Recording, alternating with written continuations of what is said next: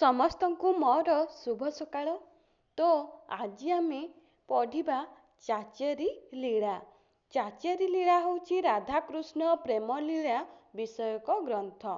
ଏହି ପୋଥିଟିକୁ ଡକ୍ଟର ବଂଶୀଧର ମହାନ୍ତି ନୟାଗଡ଼ ଅଞ୍ଚଳରୁ ସଂଗ୍ରହ କରିଥିଲେ। ଏହାର ପ୍ରଥମ ସମ୍ପାଦନା କରିଛନ୍ତି ଡକ୍ଟର ଆଶୁତୋଷ ପଟ୍ଟନାୟକ। ଚାଚେରି ଲୀଳା ହେଉଛି ଶରଣ ଦାସଙ୍କ ରଚନା। ପୋଥିଟିର ବିଭିନ୍ନ ଅଂଶ ନଷ୍ଟ ହୋଇଯାଇଛି। ଏଥିରୁ ଲେଖକଙ୍କ ସମ୍ପର୍କରେ କୌଣସି ସୂଚନା ମିଳେ ନାହିଁ। ତେଣୁ ଏହାର କାଳ ନିର୍ଣ୍ଣୟ କରିବା କଷ୍ଟସାଧ୍ୟ। ପ୍ରାଚୀନ ଏବଂ ମଧ୍ୟଯୁଗ ସାହିତ୍ୟରେ ରାଧାକୃଷ୍ଣ ପ୍ରେମତତ୍ତ୍ୱ, ରାଗାନୁଗା ଭକ୍ତି, ପରକୀୟା ପ୍ରୀତି ଆଦିର ବର୍ଣ୍ଣନା ଥିଲେ ମଧ୍ୟ ଶରଣ ଦାସଙ୍କ ସମ୍ପର୍କରେ କୌଣସି ସୂଚନା ନାହିଁ। ରାଧାକୃଷ୍ଣ ଜନ୍ମ ବୃତ୍ତାନ୍ତ ଓ କେଳି କଥା ପରିବେଷଣରେ ଚାଚେରି ଲୀଳା ଗ୍ରନ୍ଥର ନୂତନତ୍ୱକୁ ସ୍ୱୀକାର କରିବାକୁ ହେବ। ଉକ୍ତ ଗ୍ରନ୍ଥ ମଧ୍ୟରେ ଗ୍ରନ୍ଥ ରଚନାର ସମୟ ସମ୍ପର୍କରେ କୌଣସି ସ୍ପଷ୍ଟ ସୂଚନା ନାହିଁ।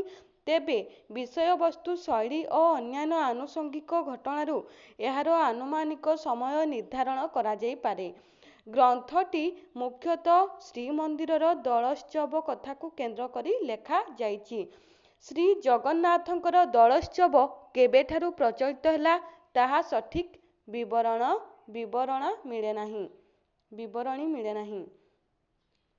ଚାଚେରି ଲୀଳାରେ ଜଗନ୍ନାଥଙ୍କ ପରିବର୍ତ୍ତେ ମଦନ ଗୋପାଳଙ୍କ ବିଗ୍ରହକୁ ଦୋଳମଣ୍ଡପକୁ ବିଜେ କରାଯାଇଛି। ରାଧାକୃଷ୍ଣଙ୍କ କେଳି ବର୍ଣ୍ଣନା ହେଉଛି ଗ୍ରନ୍ଥକାରଙ୍କ ମୁଖ୍ୟ ଉଦ୍ଦେଶ୍ୟ।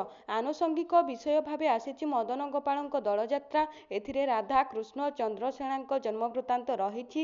ଗ୍ରନ୍ଥରେ ତାଡ଼କୀ ହଜିବା ଏକ ମୁଖ୍ୟ ପ୍ରସଙ୍ଗ ଭାବେ ଗୃହୀତ ହୋଇଛି। ଶ୍ରୀକୃଷ୍ଣଙ୍କ ତାଡ଼କୀ ସାହାଯ୍ୟରେ ଦୋଳ ଉତ୍ସବର ସୃଷ୍ଟି ହୋଇଛି। ରୁଦ୍ର ସୁଧାନିଧି ଭଳି ଏହି ଗ୍ରନ୍ଥରେ କାମାନନ୍ଦ ଯୋଗୀର ମଧ୍ୟ ଗୁରୁତ୍ୱପୂର୍ଣ୍ଣ ଭୂମିକା ରହିଛି। କୃଷ୍ଣ ରାଧାଙ୍କ ସହିତ ମିଳିତ ହେବା ପାଇଁ କାମାନନ୍ଦ ଯୋଗୀର ଶରଣାପନ୍ନ ହୋଇ ତାଙ୍କଠାରୁ ମୋହନବଂଶୀ ଏବଂ ବଶୀକରଣ ମନ୍ତ୍ର ଲାଭ କରିଛି। ରାଧାକୃଷ୍ଣ କେଳିରେ ସହାୟତା କରିଛନ୍ତି ନିତେଇ, ଧବଣୀ, ନାପିତୁଣୀ ଏବଂ ମାଲୁଣୀ। ରାଧାକୃଷ୍ଣଙ୍କ କେଳି ସଂଗଠିତ ହୋଇଛି।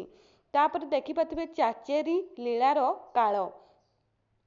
ତ ଗ୍ରନ୍ଥକର୍ତ୍ତା ଶରଣ ଦାସ କୌଣସିଠାରେ ନିଜର ପରିଚୟ କିମ୍ବା ଗ୍ରନ୍ଥ ସମ୍ପର୍କରେ ସୂଚନା ଦେଇ ନ ଥିବାରୁ ଏହାର କାଳ ନିର୍ଣ୍ଣୟରେ ଅସୁବିଧା ଦେଖାଯାଇଥାଏ। ଚାଚେରି ଲୀଳାରେ ଜଗନ୍ନାଥଙ୍କ ପରିବର୍ତ୍ତେ ମଦନ ଗୋପାଳଙ୍କୁ ଦୋଳମଣ୍ଡପକୁ ବିଜେ କରାଯାଇଛି।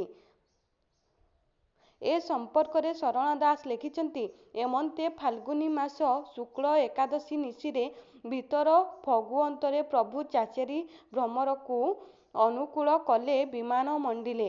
ଶ୍ରୀ ମଦନ ଗୋପାଳଙ୍କ ସଭା କି କହିବା ସମ କାହିଁ ପାଇବା। ଅଭିନବ କାମ ଦେବର ସଭା ତ୍ରିଭଙ୍ଗୀ ଛନ୍ଦେ ଉଭା।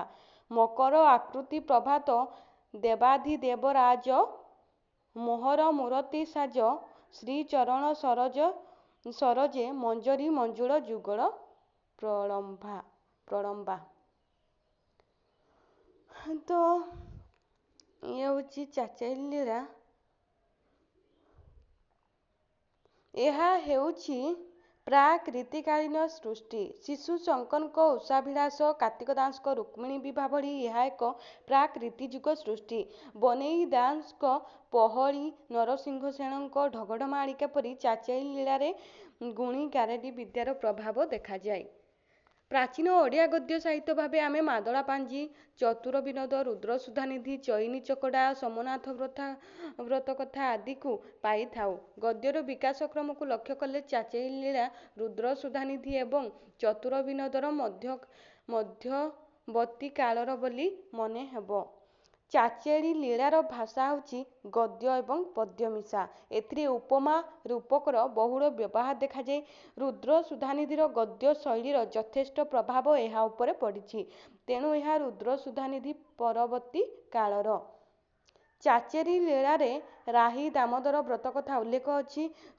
16ଶ ଶତାବ୍ଦୀର କବି ପୁରୁଷୋତ୍ତମ ଦାସଙ୍କ କାଞ୍ଚି କାବେରୀ କାବ୍ୟରେ ଏହି ବ୍ରତକଥାର ଉଲ୍ଲେଖ ଦେଖାଯାଏ। ତେଣୁ ଚାଚେରି ଲୀଳା 16ଶ ଶତାବ୍ଦୀର ପରବର୍ତ୍ତୀ କାଳୀନ ସୃଷ୍ଟି।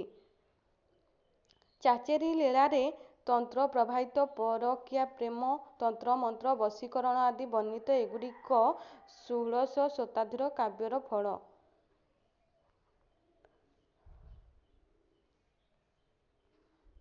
ଚାଚେରି ଲୀଳାର ସାହିତ୍ୟିକ ମୂଲ୍ୟ। ଚାଚେରି ଲୀଳାରେ ଶ୍ରୀକୃଷ୍ଣ ଓ ଶ୍ରୀରାଧାଙ୍କ କେଳି ବର୍ଣ୍ଣନା କରାଯାଇଛି। ଏହା ପୂର୍ବରୁ ସେହି ଏକା କଥାବସ୍ତୁକୁ ଆଧାର କରି ବହୁ ଗ୍ରନ୍ଥ ରଚିତ ହୋଇଛି। ଚୈତନ୍ୟଙ୍କ ଆଗମନ ପରେ ପରେ ରାଧାକୃଷ୍ଣ କେଳି ବର୍ଣ୍ଣନାର ରୂପ ବଦଳି ଯାଇଛି। ଚାଚେରି ଲୀଳା ବର୍ଣ୍ଣନା ଚାତୁରୀ ଦୃଷ୍ଟିରୁ ଅପୂର୍ବ। ଶ୍ରୀ ଜଗନ୍ନାଥଙ୍କ ଦୋଳଯାତ୍ରାର ବର୍ଣ୍ଣନା ଶରଣ ଦାସ ପ୍ରଦାନ କରିଛନ୍ତି। ପ୍ରଭୁ ଚାଚେରିରେ ବିଜେ କରିଛନ୍ତି।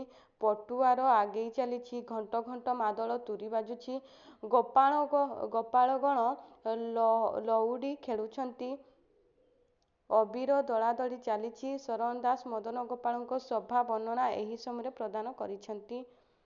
ଚାଚେରି ଲୀଳାରେ ଢଗଢ଼ମାଳି, ପହଲି, ଗୁଣି ଗାରୁଡ଼ି, ବଶୀକରଣ ଆଦି ବିଦ୍ୟାର ପ୍ରଭାବ ଦେଖାଯାଏ।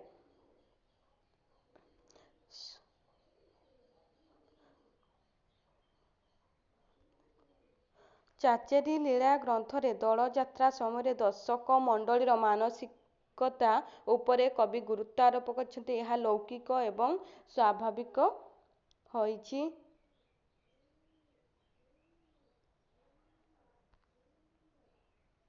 ଚାଚେରି ଲୀଳାର ଧର୍ମମତ। ତ ଇଏ ଥିଲା ଆମର ଚାଚେରି ଲୀଳା। ଚାଚେରି ଲୀଳା।